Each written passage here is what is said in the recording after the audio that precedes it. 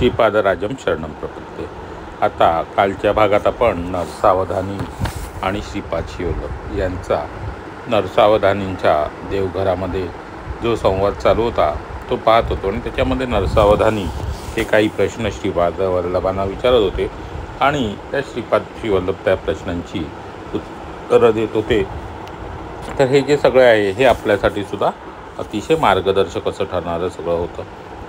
तर श्रीपाद शिवल्लभांना नरसावधानींनी पुढचा विचारलेला प्रश्न असा आहे, अवधूत स्थितीत असलेले काही जण हे स्वतः ब्रह्म असल्याचे सांगतात, मग तू अवधूत आहेस का?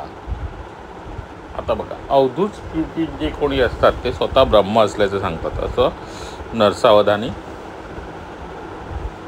श्रीपादांना विचारत आणि श्रीपादांना ते म्हणतात, मग तू अवधूत आहेस का? नाही। श्रीपादांचं उत्तर आहे का? नाही, मी अवधूत नाही, मी परब्रह्म आहे आणि ब्रह्म सर्वस्व असल्याने अवधूतांचे अनुभव आहेत। मी ब्रह्म असून मी सर्वांतर्यामी असल्याची स्थिती माझी आहे।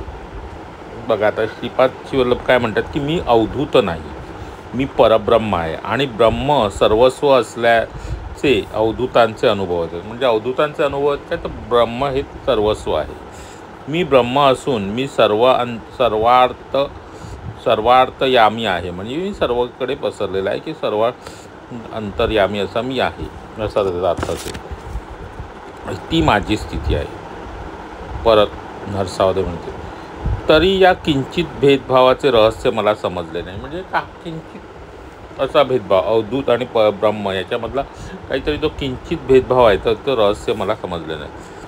तर त्यावर नरसावधानी म्हणतात, समस्त संसार बंधनातून मुक्त झालेले अवधूत माझ्यात लीन होऊन ब्रह्मानंद सुखाचा अनुभव घेतात। त्यांच्यात व्यक्तित्व नाही, व्यक्तित्व नसल्याने ते संकल्परहित असतात। या सृष्टीच्या महासंकल्पात महाशक्ती मी आहे, जीव म्हणविणाऱ्या मायाशक्ती पण मी आहे। माझ्यात लीन झालेले अवधूतसुद्धा तू जन्म घे अशी आज्ञा झाल्यास त्यांना जन्म घेण्यास भाग आहे। संसारयुक्त सत्य ज्ञानानंद स्वरूप माझे आहे, तर संकल्परहित सत्य ज्ञानानंद स्वरूप त्यांचे आहे। आता बघा, थोडंसं गहन आहे की समस्त संसार बंधनातून जे मुक्त झालेले असतात ते अवधूत हे माझ्यात लीन होतात। माझ्यात म्हणजे श्रीपाद शिवल्लभांमध्ये लीन होऊन ते ब्रह्मानंद सुखाचा आनंद अनुभवत असतात। म्हणजे ते आत्मा आणि परमात्म्याचं जे मिलन म्हणतं तसं ते असतं आणि हे सगळे जे अवधूत असतात हे श्रीपाद शिवल्लभांमध्ये विलीन असतात। त्यांच्यात व्यक्तित्व नाही, म्हणजे त्यांच्यात व्यक्तित्व नसतं, कोणतंही प्रकट असं व्यक्तित्व नसतं। व्यक्तित्व नसल्याने ते संकल्परहित असतात।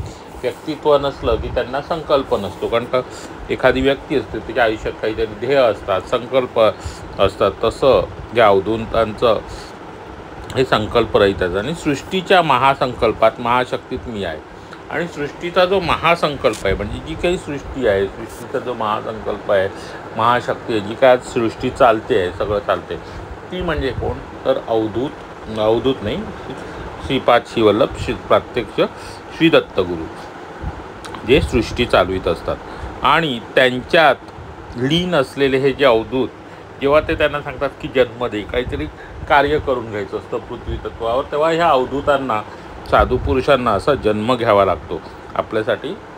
थोडक्यात ते सगळे साधू पुरुष, तर ते अवधूतांना जन्म घ्यावा लागतो आणि माझी आज्ञा झाल्यास, म्हणजे श्रीपाद शिवल्लभांची जेव्हा जेव्हा आज्ञा होते तसे हे अवधूत त्यावेळेला ते जन्म घेत असतात। संकल्पयुक्त सत्य ज्ञानानंद स्वरूप माझे आहे, म्हणजे संकल्पयुक्त आणि सत्य ज्ञानानंद म्हणजे ज्ञानाचे जे सत्य स्वरूप आहे ते श्रीपाद शिवल्लभ किंवा दत्तप्रभू, कारण का ते संकल्प, पृथ्वी चालवण्याचा संकल्प आहे, एखादं कार्य करण्याचा जो संकल्प आहे, जे काही घडतं आहे ते त्यांच्या संकल्पाने, ते त्यांचा संकल्प आहे म्हणून ते घडते, असे हे रूप जे आहे ते श्रीपाद शिवल्लभ। तर संकल्परहित सत्य ज्ञानानंद म्हणजे जे अवधूत आहेत ते संकल्परहित आहेत, त्यांचं सत्य ज्ञानानंद स्वरूप हे संकल्परहित स्वरूप आहे। म्हणजे लक्षात घ्या, श्रीपाद श्रीवल्लभांचे जे स्वरूप आहे ते संकल्पयुक्त आहे, म्हणजे त्यांच्या संकल्पाने सगळ्या चाललेलं आहे. तर जेव्हा एखादी व्यक्ती संकल्परहित होते, त्याच्या सगळ्या संकल्पना, संकल्प, इच्छा सगळ्या ज्या हे होतात, त्यावेळेला तो तेव्हा तो अवधूत पदाला पोहोचतो. आता परत नरसावधानीने प्रश्न विचारला आहे, बीजास भाजल्याने ते अंकुरित होत नाही, तसेच ब्रह्मज्ञान प्राप्त होऊन ब्रह्ममय झालेला परत जन्म घेणे कसे काय बरे साध्य आहे? आता एखादे बीज जर भाजलं गेलं, जर ते भाजलं तर ते परत अंकुरित होत नाही. आपला सृष्टीचा नियम आहे की एखादी गोष्ट बीज असतं ते भाजलं की ते परत अंकुरित नाही. तसं ब्रह्मज्ञान प्राप्त झालेले ब्रह्ममय लोक म्हणजे कसे, ते सगळे आत्मज्ञानामुळे, ब्रह्मज्ञानामुळे भाजून निघालेले, ताळून सोकून निघालेले अशी लोक आहेत. मग त्यांना परत जन्म घेणं कसं काय साध्य होईल, असा प्रश्न सावधानीने विचारला. म्हणजे जे सगळ्या जन्म मृत्यूच्या पलीकडे जातात आणि जे श्रीपाद श्रीवल्लभांमध्ये विलीन होतात, त्यांना परत जन्म कसा मिळेल? तर त्यावर श्रीपादांचं उत्तर आहे, भाजलेल्या बीजाचे पुन्हा अंकुरित न होणे हा सृष्टीचा धर्म आहे. भाजलेल्या बीजांना पुन्हा अंकुरित करणे हे सृष्टीकर्त्याचे शक्ती सामर्थ्य आहे. आता बघा, भाजलेल्या बीजाचं पुन्हा जन्म अंकुरित न होणे हा सृष्टीचा धर्म आहे. म्हणजे एखादं बीज जर भाजलं गेलं तर ते पुन्हा त्याच्यातनं नवीन रोप तयार होणार नाही, हा सृष्टीचा नियम आहे. पण सृष्टीकर्त्याचं सामर्थ्य इतकं आहे की तो त्या भाजलेल्या बीजाला पुन्हा अंकुरित करू शकतो. खरे पाहता माझा पूर्व अवतार या सिद्धांताद्वारे व उपसिद्धांताद्वारे सत्यधर्म निरूपण करण्यासाठी झाला आहे. म्हणजे माझा पूर्व अवतार म्हणजे दत्तांचा जो अवतार आहे तो या सिद्धांताद्वारे आणि सिद्धांताद्वारे निरूपण करण्यासाठी झाला आहे. मग परत आता नरसावधानी, दत्तप्रभू श्रीपादा विवरण करण्याची कृपा करावी. म्हणजे आता दत्तप्रभूंना ते काय सांगतात, आता तुम्ही जे सांगितलं ना ते मला नीटचं समजत नाही, तर तुम्ही जे काय सांगताय ना त्याचं जरा विवरण करून सांगा.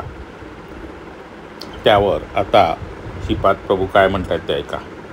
भूत भविष्य वर्तमान हे सर्व अवस्थात्रय तसेच सृष्टी स्थिती लय इत्यादी त्रयांना ओलांडून माझे वडील अत्री महर्षी प्रसिद्ध झाले. सृष्टीतील कोणत्याही जीवाविषयी किंवा कोणत्याही वस्तूविषयी असूया, द्वेष, लेशमात्र नसल्या कारणाने माझी माता अनुसया विख्यात झाली. आता बघा ते काय म्हणतात, आता दत्तप्रभू श्रीपाद श्रीवल्लभ काय सांगतात, भूत भविष्य वर्तमान या हे अवस्थात्रय सृष्टी लय आणि स्थिती, सृष्टी लय आणि स्थिती इत्यादी त्रयांना ओलांडून माझे वडील अत्री महर्षी प्रसिद्ध आहे. म्हणजे अत्री महर्षी कशाच्या पलीकडे होते, तर लय, स्थिती आणि सृष्टी. म्हणजे लय म्हणजे काय, तर विनाश, सृष्टी म्हणजे काय, तर जन्म घेणे, आणि स्थिती म्हणजे ते जे चालत असतं जन्म पालन, या सगळ्या तिन्ही गोष्टींच्या पलीकडे, आणि भूत भविष्य वर्तमान या तिन्ही गोष्टींच्या पलीकडे असल्यामुळे अत्री महर्षी प्रसिद्ध झाले. तर माता अनुसया ह्या कशा होत्या, तर त्यांना द्वेष लेश मात्र नव्हता, कोणाविषयी द्वेष त्यांच्या मनात लेश मात्र नसल्याने त्या अगदी माता अनुसयासुद्धा विख्यात झाल्या. ब्रह्मा विष्णू रुद्र यास आधार व अतीत असलेल्या परमज्योती स्वरूपाचे दर्शन प्राप्त करण्यासाठी अत्री महर्षींनी घोर तपस्या केली. आता बघा, ब्रह्मा विष्णू आणि रुद्र यांना सुद्धा ज्या शक्तीचा आधार आहे ते परमज्योती स्वरूपाचे दर्शन घेण्यासाठी अत्री महर्षींनी घोर तपस्या केली. तर परमज्योती स्वरूप परमात्म्याने त्यांना अमृत दृष्टीने सृष्टीतील प्रत्येक प्राण्यास व वस्तूस अवलोकन करून अनुग्रह करावा या हेतूने अनुसया मातेने तपाचरण केले. आता अनुसया मातेने काय केलं, तर परमज्योती स्वरूप परमात्म्याने आपल्याला अमृत दृष्टीने सृष्टीतील प्रत्येक प्राण्यास व सृष्टीस अवलोकन करून अनुग्रह करावा यासाठी अनुसया मातेने तपाचरण केले. आता कर्मसूत्राप्रमाणे पुण्य पापास अनुसरून जीवाला सुखदुःख प्राप्त होत असल्या कारणाने महापापाचे फळ स्वल्प व स्वल्प पुण्याचे फळ अधिक या संकल्पनेने अनुसया प्रार्थना करीत असे. आता अनुसया माता का प्रार्थना करायची, तर कर्मसूत्राप्रमाणे पापपुण्याचं अनुसरून, कर्मसूत्राप्रमाणे जे पापपुण्य आपल्या हातून घडत असतं त्याच्यामुळे आपल्याला सुख दुःख प्राप्त होत असतात आणि या महापापाचं फळ स्वल्प मिळावं, म्हणजे आपल्यातून जर मोठं पाप घडलं तर त्याचं फळ कमी मिळावं आणि स्वल्प पुण्याचं फळ म्हणजे थोड्यासुद्धा पुण्याचं फळ अधिक मिळावं या संकल्प करून अनुसया माता प्रार्थना करीत असते. कठीण अशा लोखंडास जिवंत व खाण्यास योग्य अशा चण्यामध्ये आपल्या तपोबलाने मातेने रूपांतरित केले. आता अनुसया मातेचं तपोबल केवढं होतं, तर तिने कठीण अशा त्या चण्यांसुद्धा लोखंडासुद्धा खाण्यायुक्त चण्यामध्ये परिवर्तित केले. खनिजातील चैतन्य स्वरूप निद्रावस्थेत असे, तरु गुल्मादींमध्ये अर्धनिद्रावस्थेत असते, तर पशूंमध्ये ते चैतन्य स्थिती असते आणि माणसाची उत्क्रांती देखील खालील पद्धतीने होते.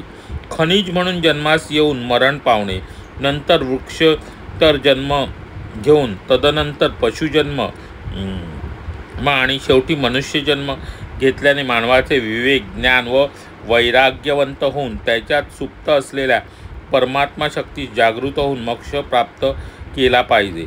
प्रकृतीतील परिमाण क्रमाचा धर्म परमात्म्याच्या अनुग्रहाने बदलू शकतो असे मातेने सिद्ध केले. त्रिमूर्तीच्या रूपात आलेले चैतन्य जागृत अवस्थेत असल्याने निद्रावस्थेत बदलून त्यांना लहान बालकाचे रूप दिले. 3 मातांच्या लक्ष्मी, पार्वती आणि सरस्वतीच्या शक्ती एकटवून अनघादेवीचा आविष्कार झाला.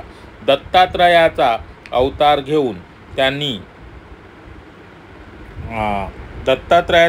घेऊन त्यांनी अनघादेवीचा अर्धांगिनी म्हणून स्वीकार केला. शिपाची वल्लभ अवतारी वामभागी अनघादेवी आणि उजवीकडे दत्तात्रय अर्धनारीश्वर रूपाने प्रभूंचा जन्म झाला आहे. अशा महोत्तर सृष्टीस आपल्या संकल्प मात्राने सृजन करण्याचे शक्ती सामर्थ्य असलेल्या प्रभूस आवश्यकतेनुसार सृष्टी धर्मामध्ये बदल घडविणे सहज शक्य आहे असे तू जाण. आता सगळ्यामध्ये जे काही नीट असं व्यवस्थित सांगितलं ते आता लक्षपूर्वक ऐकण्यासारखं आहे की भाजलेलं बीज अंकुरित होऊ शकत नाही. मग हे अवधूत जे आता ब्रह्मानंदामध्ये विलीन झाले त्यांना पुन्हा जन्म कसा घेता येणार असं जेव्हा विचारलं तेव्हा त्यावर त्यांनी श्रीपाद वल्लभांनी सविस्तर असं उत्तर दिलेलं आहे. ते म्हणतात की माता अनुसया आणि अत्री ऋषींविषयी त्यांनी सांगितलेलं आहे आणि माता अनुसयांनी घोर तपश्चर्या केलेली होती आणि कठीण अशा खाण्यासाठी कठीण असलेल्या लोखंडाला सुद्धा चण्यामध्ये परिवर्तित करण्याचं सामर्थ्य हे त्यांच्यामध्ये होतं. आता आणि माणसाची प्रगती कशी असते, तर माणसाची किंवा एखाद्या जीवाची प्रगती कशी असते, तर जीवात्मा हा जेव्हा खनिज म्हणून जन्मतो, खनिज म्हणजे काय, निर्जीव अशी वस्तू म्हणून जन्मतो, तर तेव्हा त्याच्यामधलं चैतन्य हे निद्रावस्थेत असतं. तो जेव्हा तरु गुल्मादी म्हणजे झाडं वेली या स्वरूपात जेव्हा तो असतो तेव्हा त्याच्यातलं जे चैतन्य ते असतं ते अर्धनिद्रावस्थेत असतं. पशुमध्ये पूर्ण चैतन्याची स्थिती असते. पशुमध्ये जे चैतन्य असतं ते पूर्ण चैतन्य असतं आणि जेव्हा तो माणूस म्हणून त्याची उत्क्रांती होत जाते तेव्हा माणसाची उत्क्रांतीसुद्धा खालील पद्धतीने झाली. म्हणजे माणूस प्रथम कसा खनिज स्वरूपात जन्मला, नंतर तो वृक्ष गुल्म म्हणजे या स्वरूपात तो आत्मा जन्मला, नंतर त्याच्या आत्माने पुढे प्राण्याचं स्वरूप घेतलं आणि शेवटी जेव्हा त्याला मनुष्य जन्म प्राप्त होतो तेव्हा माणसाला इतर प्राण्यांपेक्षा काही गोष्टी जास्तच्या दिलेल्या आहेत. त्याला विवेक ज्ञान वैराग्य वंत झालं पाहिजे आणि सुप्त असलेल्या परमात्मा शक्तीस त्याने त्याच्यामध्ये जी सुप्त अशी परमात्मा शक्ती असते तिला जागृत करून मोक्षाचा प्राप्त केली पाहिजे. म्हणून मनुष्य जन्म जेव्हा आपल्याला मिळतो तेव्हा तो वाया घालवायचा नाही, त्याचा सदुपयोग केला पाहिजे. कारण का मोक्ष हा फक्त मनुष्य जन्मात प्राप्त होऊ शकतो, प्राण्यांच्या यवनीत किंवा असा शक्यता नाही होत, कारण का मनुष्याकडे त्या सगळ्या गोष्टी आहेत, विवेक आहे, ज्ञान आहे, वैराग्य आहे, त्या सगळ्याचा त्यांनी योग्य पद्धतीने वापर करून परमेश्वराची आराधना करून मोक्ष प्राप्ती करून घेतली पाहिजे.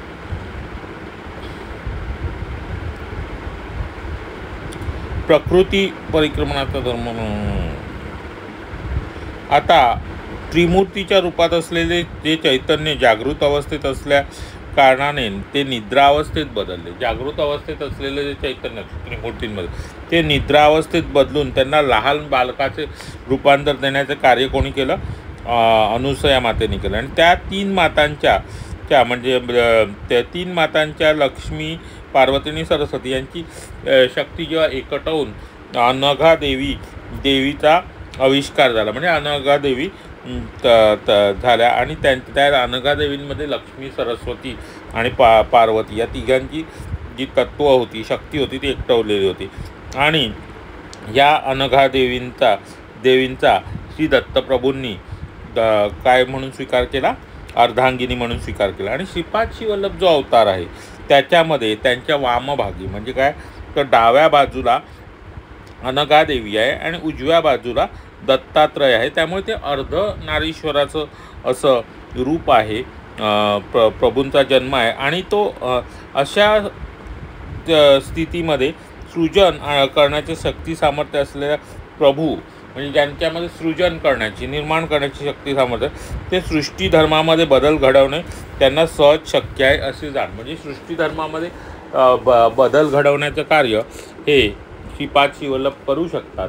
आणि त्यामुळे त्यांनी जर आज्ञा दिली तर अवधूतांनासुद्धा सृष्टी धर्माप्रमाणे अवधूतांना एकदा ब्रह्मानंदात विलीन झाल्यावर पुन्हा जन्म घेणे नाही, पण त्यांच्या आज्ञेनुसार सृष्टी धर्मामध्ये ते बदल करू शकल्यामुळे अवधूतांना पुन्हा जन्म घेता येऊ शकतो. हा एवढं सगळं म्हणजे त्यांचं जे शक्ती सामर्थ्य, श्रीपाद श्रीवल्लभांचं शक्ती सामर्थ्य ते काय आहे ते इथे सांगितलं. कारण का त्यांच्यामध्ये ब्रह्मा, विष्णू आणि शंकर या तिघांच्याही शक्ती सामावलेलं जे रूप आहे ते शक्तिरूप, ज्योतिरूप म्हणजे ज्या ज्योतिरूपाने ते हे घेतलेलं ते म्हणजे दत्तात्रय प्रभू किंवा श्रीपाद श्रीवल्लभ.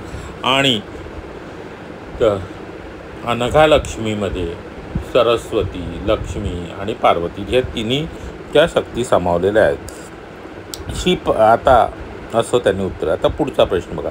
श्रीपाद सृष्टी आता परत नरसावधानी विचारतात. श्रीपादा, सृष्टी धर्मामध्ये बदल घडविण्याचे सामर्थ्य असलेला तू माझ्या दारिद्र्याचे हरण करू शकत नाही का? आता बघा त्यांना परत प्रश्न विचार की जर प्रभूंकडे सृष्टी धर्मानुसार सगळ्या गोष्टींमध्ये बदल करण्याचं सामर्थ्य तर मग ते त्यांचं दारिद्र्य म्हणजे नरसावधानींचं दारिद्र्य का दूर करू शकत नाहीत असा प्रश्न नरसावधानींनी त्यांना विचारलेला आहे. त्यावर आता श्रीपादांचं उत्तर काय आहे ते बघूया. मी अवश्य तुझे दारिद्र्य हरण करेन, परंतु पुढच्या जन्मी थोडेफार दारिद्र्य भोगल्यावर राजगिराचा विषय थोडेफार दारिद्र्य भोगल्यावर म्हणजे तुला मी तुझं दारिद्र्य दूर करेन, पण पुढील जन्मी तू थोडेफार दारिद्र्य भोगशील आणि त्यानंतर मी तुझं दारिद्र्य दूर करेन. आता राजगिराचा विषय अगदी क्षुल्लक होता तरी तुला राजगिरावर इतका मोह होता. माझे आई वडील किंवा आजोबा यांनी कोणाकडे कशाचीही याचना केली नव्हती. माझ्यासारख्या बालकाचा आहार तो असणार किती? मी राजगिऱ्याबद्दल विचारल्याबरोबर तू तो द्यायला हवे होते, पण आता ती वेळ गेली. तुझ्या मनातील मालिन्य दूर करण्यासाठी हे जीवन पुरणार नाही. प्रत्येक मनुष्य आपल्यातले पुण्यफळ, आयुष्य, ऐश्वर्य, कीर्ती, धन, सौंदर्य इत्यादी रूपाने पावतो. पापाचे फळ म्हणून दारिद्र्य, अल्पायुष्य, कुरूपता, कुख्याती इत्यादी प्राप्त होते. आता प्रत्येक मनुष्याचे जे आयुष्यातलं जे पुण्यफळ असतं ते कसं मिळतं तर मनुष्याचं पुण्यफळ जे असतं ते त्याला ऐश्वर्य, कीर्ती, आयुष्य, धन, सौंदर्य इत्यादी रूपात मिळत असतं. आणि त्याचं पापफळ असतं ते त्याला दारिद्र्य, अल्पायुषी, कुरूपता, कुख्याती इत्यादी गोष्टी देत असते.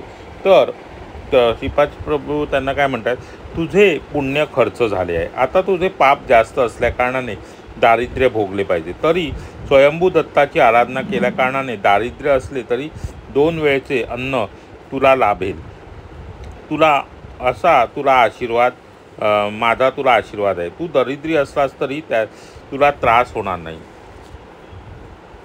आता हे जे विवरण आहे ना खूप महत्त्वाचं आहे. आपण पुन्हा एकदा ते सगळ्याचा उहापोह करूया. काय म्हटलेलं आहे बघा. आता सृष्टी धर्मामध्ये म्हणजे सृष्टीमध्ये जे काही घडत आहे त्याच्यामध्ये बदल करण्याचा अधिकार हा श्रीपाद श्रीवल्लभांना आहे, असं श्रीपाद श्रीवल्लभ जेव्हा सांगतात त्यांना, कोणाला, नरसावधानींना, तेव्हा नरसावधानी म्हणते तुला जर तो बदल करण्याचा अधिकार आहे तर तू माझ्या दारिद्र्य का नाही दूर करतोय. आता नरसावधानींना खूप सुख उपभोगल्यानंतर दारिद्र्य आलेले आहे आणि त्या सगळ्या आपण मागच्या भागात पाहिलंच आहे की कसं कसं त्यांना दारिद्र्य आलं. त्यावर श्रीपादांनी त्यांना काय म्हणाले, राजगिऱ्यासारखी गोष्ट अगदी क्षुल्लक होती पण तुला त्या राजगिऱ्याचा सुद्धा मोह झाला आणि माझे आई वडील आणि आजोबा यांनी आतापर्यंत कोणाकडे कसलीही याचना केली नाही, कोणतीही गोष्ट मागितली नाही. पण आणि माझ्यासारख्या एखाद्या लहान मुलाला राजगिरा भोजनासाठी लागणार, ते किती लागणार होतं भोजन, पण तरीही तू ते दिलं नाहीस. तू ते देण्यास, राजगिरा देण्यास नकार दिला.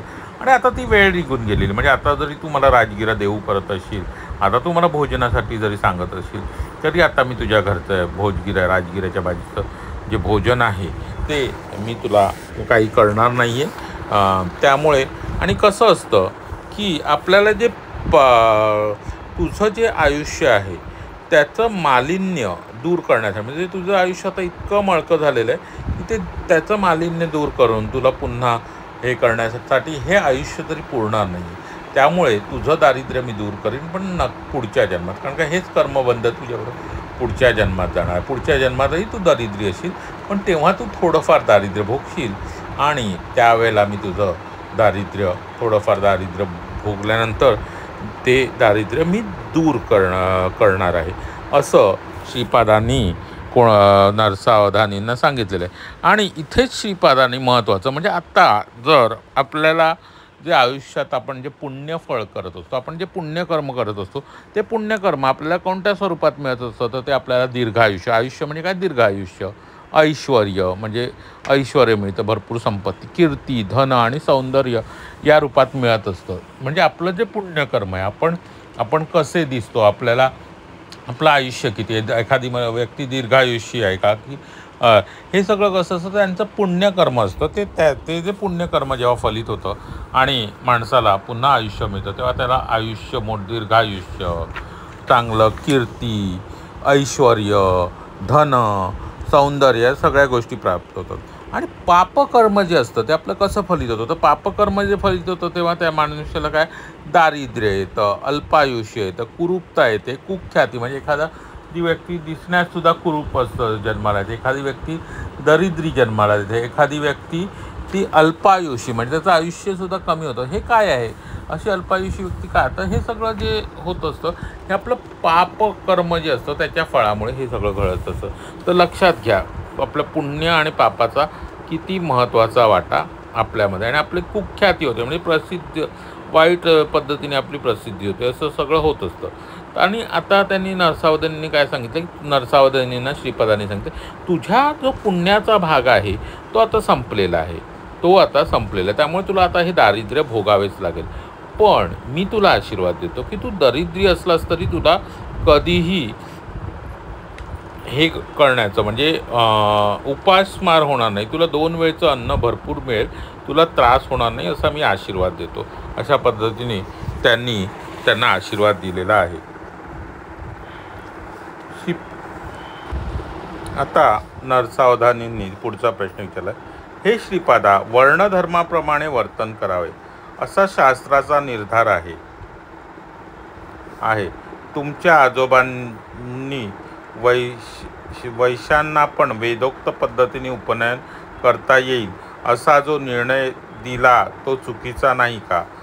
सत्य ऋषीश्वर आता बघा काय प्रश्न, वर्णधर्माप्रमाणे वर्तन करावे असा शास्त्राचा निर्धार आहे, तर तुमच्या आजोबांनी वैश्यांना पण वेदोक्त पद्धतीने उपनयन करता येईल असा निर्णय दिला तो चुकीचा नाही का? आता बघा, शेवटी नरसावधानींच्या मनात कुठेतरी हे सगळे प्रश्न होते आणि त्यांनी आता तो प्रश्न विचारला. त्यावर श्रीपादांचं उत्तर बघा. सत्य ऋषीश्वरांच्या निर्णयात खोट शोधण्याचा प्रयत्न केल्यामुळे तुझी जिव्हा छाटून टाकली पाहिजे. माझे आजोबा म्हणजे तुला कोण वाटते? ते साक्षात भास्कराचार्य होते. विष्णुदत्त आणि सुशीला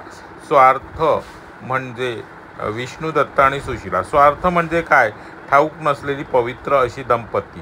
त्यांना माझे मातापिता म्हणून जन्मास घालावे असा आदेश मी काल आणि कर्मदेवतांना त्यांना दिला. नरसिंहवर्माचे पूर्वज हे श्री लक्ष्मी नृसिंह स्वामींचे अनन्य भक्त. सिंहाचली होत असलेल्या यज्ञयागात मोठ्या प्रमाणावर अन्नदान केलेले पवित्र घराणे. मी पिटिकापुरी जन्म घेण्यापूर्वी एका क्रमाने ही घटना घडवून आणली. तिन्ही घराण्यांशी असलेले ऋणानुबंध या जन्मात फेडले जाऊ शकत नाहीत आणि एका अवतार काळात समाप्त करण्यासारखे नाही. असा वरदहस्त त्यांच्यावर माझा वरदहस्त त्यांच्यावर वंशोवंशी राहील आणि माझ्या दिव्य अन्न छत्रछायेत ते निश्चिंत राहतील. आता बघा, स्वामींनी आता इथे जेव्हा बापन्नाचार्यांच्या निर्णयावर पुन्हा एकदा नरसावधानींनी शंका दर्शवली की त्यांनी जो निर्णय दिला होता की वेदोक्त पद्धतीने वैश्यांना उपनयन करण्याचा अधिकार आहे, त्यावर सत्य ऋषीश्वरांच्या निर्णयामध्ये खोट काढत आहेस. म्हणजे कोण? सत्य ऋषीश्वर म्हणजे कोण? बापन्नाचार्य. त्यांच्या निर्णयात जर तू खोट काढत आहेस म्हणून तुझी जीवात छाटून दिली. तर ते बापन्नाचार्य म्हणजे कोण? तर बापा, तुला आमचे आजोबा कोण आहेत असं तुला वाटलं? ते भास्कराचार्य आहेत, म्हणजे स्वतः भास्कराचार्य आहेत. आणि विष्णुदत्त आणि सुशीला हे स्वार्थ नसलेले ठाऊक नसलेले एक पवित्र परम दंपती आहेत आणि ते माझे मातापिता आहेत. पूर्वजन्मी ते जे विष्णुदत्त आणि सुशीला होते तेच माझे मातापिता आहेत आणि त्यांनी मातापिता म्हणून मला जन्म द्यावा हा आदेश श्रीपादांनी काल आणि कर्मदेवतेला दिले. आता नरसिंहवर्मांविषयी काय सांगतात? तर नरसिंहवर्मांचे जे पूर्वज होते ते लक्ष्मी नृसिंह स्वामींचे अनन्य भक्त. सिंहाचली होत असलेल्या यज्ञयागामध्ये त्यांनी खूप काही पुण्यकर्म केले. त्यामुळे त्यांना पिटिकापुरीमध्ये जन्म घेण्यास भाग पडला. ह्या सगळ्या घटना ज्या होत्या ना, त्या सगळ्या श्रीपाद शिवल्लभांनी स्वतःच आधी घडवून आणलेल्या आहेत. त्यामुळे या तिन्ही कुटुंबावर म्हणजे बापन्नाचार्यांचे किंवा जे आता विष्णुदत्त आणि सुशीला म्हणजे जे वर्मांचं जे कुटुंब आहे किंवा त्यांच्या वडिलांचं मातापित्यांचं जे कुटुंब, त्याच्यावर त्यांची विशेष अशी कृपा राहणार आहे आणि ती कृपा अशी एका जन्मात त्यांना ते ऋणानुबंध समाप्त होणार. एका अवतार काळात ते जे ऋणानुबंध आहेत त्यांच्या एका अवतार काळात समाप्त होणारे नसून ते वंशोवंशी त्या सगळ्या कुटुंबांवर त्यांची छत्रछाया राहील असं श्रीपादांनी सांगितलं. बघा, तर श्रीपादांशी ऋणानुबंध जुळण्यासाठी त्यांनी त्या तिन्ही कुटुंबांवर म्हणजे नरसिंहवर्मांच्या, बापन्नाचार्यांच्या आणि त्यांच्या पिता म्हणजे राज शर्मा यांच्या कुटुंबांवर त्यांची कायम कृपा राहील. तर राज शर्मा आणि सुमती महाराणी म्हणजे कोण? तर पूर्वजन्मीचे जे सुमती महाराणी हे कोण होते? तर पूर्वजन्मीचे ते विष्णुदत्त आणि सुशीला होते. लक्षात घ्या, ते विष्णुदत्त आणि सुशीला होते. त्याच्यामुळे आणि त्यांनी खूप पुण्यकर्म असं केलेलं होतं ज्यांच्या मनात स्वार्थ अजिबात नव्हता. खूप पुण्यशील असं ते दाम्पत्य होतं म्हणून त्यांच्या पोटी श्रीपादांनी जन्म घेतलेला आहे. बापन्नाचार्य हे सत्य ऋषीश्वर बापन्नाचार्य हे दुसरे तिसरे कोणी नसून भास्कराचार्य होते. कळलं? तर त्यामुळे आणि नरसिंहवर्मा यांच्या कुटुंबाने तर पूर्वजांनी तर लक्ष्मी नृसिंह स्वामींचे अनन्य भक्त होते आणि त्यांनी खूप दानधर्म केले आणि या सगळ्यांच्या पुण्यफळामुळे या तिघांच्याही घराण्यांवर श्रीपाद श्रीवल्लभांची विशेष अशी कृपा राहणार आहे असं श्रीपादांनी इथे सांगितलं होतं. आजचा हा अध्यायाचा भाग आपण इथेच थांबवत आहोत. कारण का जरा नीट शांतपणे ऐका, कारण का आजच्या अध्यायामध्ये आपण शिकण्यासारखं खूप आहे. आपण कधी कधी म्हणतो ना आपल्याला हे मिळालं नाही ते मिळालं नाही, आपल्याकडे हे कमी ते कमी. आपण परमेश्वराला आपण दोष देतो, हे विधाता तू माझ्या नशिबात हे काय लिहून ठेवलं, माझं असं का होतं आहे, माझं असं का नशीब लिहिलं. तर नशीब हा कोणी परमेश्वर लिहित नसतो. नशीब हे आपलं पूर्वकर्म आपलं नशीब लिहित असतं. आपल्या वाट्याला जे येत असतं ते आपल्या पूर्वकर्मामुळे. आपल्या जर पूर्वकर्माचं जर पुण्यफळ असेल तर त्या पुण्यफळाचं स्वरूप नेहमी आपल्याला दीर्घायुष्य, ऐश्वर्य, कीर्ती, धन, सौंदर्य या स्वरूपात मिळत असतं. आणि जर आपलं पापकर्म जास्त असेल तर आपल्याला त्या पापकर्माचं फळ म्हणून अल्पायुषी जीवन, दारिद्र्य, कुरूपता, नंतर मग कुप्रसिद्धी असं सगळं आपल्याला मिळत असतं. तर हे परमेश्वराने आपल्या विधाताने आपल्या नशिबी लिहिलेलं नसून आपण आपल्या पूर्वजन्मीचे जे पूर्वकर्म असतं त्या कर्माचं फळ असतं. त्यामुळे आपल्या हातून नेहमी पाप झालं असेल तर त्याचं पापफळ मिळतं त्या स्वरूपात, आणि आपल्या हातून जर पुण्य झालं असेल तर त्याचं पुण्यफळसुद्धा याच स्वरूपात मिळत असतं. त्यामुळे जर आपल्याबरोबर काही वाईट होत असेल किंवा आपल्याबरोबर आज काही घडत असेल ते आपलं पूर्वजन्माचं कर्म आहे, पूर्वजन्माचं संचित आहे आणि ते आपल्याला भोगावंच लागतं. त्यांनी नरसावधानींना काय सांगितलं, तुझं पुण्य फळ आता संपलेलं आहे, पुण्यकर्म संपलं आहे आणि तुझं जे पापकर्म आहे ते तुला भोगावंच लागणार. कारण का ते तुझं आयुष्य मलिन आहे की तुझ्या मनात एवढं मालिन्य आहे, म्हणजे तुझ्या मनात एवढा द्वेष होता, मलिन्यता होती, सगळं होतं की ते या जन्मात तुला भोगून पूर्ण होणार नाही. म्हणजे तुला या जन्मात तरी ते पूर्ण होणार नाही. त्याच्यासाठी तुला पुढचा जन्मसुद्धा घ्यावा लागेल, परत तुला दारिद्र्य येईल, तेव्हा मात्र मी तुझं दारिद्र्य दूर करीन असं त्यांनी सांगितलं. म्हणजे बघा, आपण जे सगळं काही भोग आपल्या वाटायचे ते सगळं आपल्या स्वतःच्या पूर्वकडे. त्यामुळे अजूनही आपल्याकडे वेळ आहे. आपण आत्ता आपलं कर्म वगैरे सुधारलं, आपण विचार करण्याची पद्धती बदलली, आपल्याकडून चांगलंच घडत गेलं तर पाप कर्म न घडता पुण्यकर्म जर आपल्या हातून घडली तर आपला जन्म हा अजूनही सुधारला. बरेच जण म्हणजे थोडक्यात मनुष्याने कसं वागावं, कसं राहावं याचं पुन्हा पुन्हा इथे श्रीपाद श्रीवल्लभ चरित्रामध्ये सांगणं होत आहे. त्यामुळे आपण या सगळ्या गोष्टींचा विचार केला पाहिजे. आता आजचा प्रश्न आहे, बापन्नाचार्य म्हणजे कोण होते? बापन्नाचार्य पूर्वी कोण होते? श्रीपादांचे माता पिता अप्पलराज शर्मा आणि सुमती महाराणी हे सुद्धा पूर्वजन्मी कोण होते? हे दोन प्रश्न आपल्याला प्रश्नांची उत्तरं द्यायची आहेत. आणि ह्या सगळ्या घटनाक्रम घडवून आणून श्रीपादांनी त्या कर्म आणि कालदैवतेला आज्ञा केली आणि त्याच्याप्रमाणे त्यांचे पुनर्जन्म झालेले आहेत आणि श्रीपाद त्यांच्या सहवासात आलेले. पुन्हा एकदा प्रश्न आहे का, बापन्नाचार्य पूर्वजन्मी कोण होते? म्हणजे बापन्नाचार्यांचा पूर्वीचा जन्म कोणता होता? आणि सुमती महाराणी आणि अप्पलराज शर्मा हे पूर्वजन्मी कोण होते हे आपल्याला सांगायचं आहे. श्रीपादराजम शरण प्रपद्ये. श्रीपादांचा जय जयकार असो.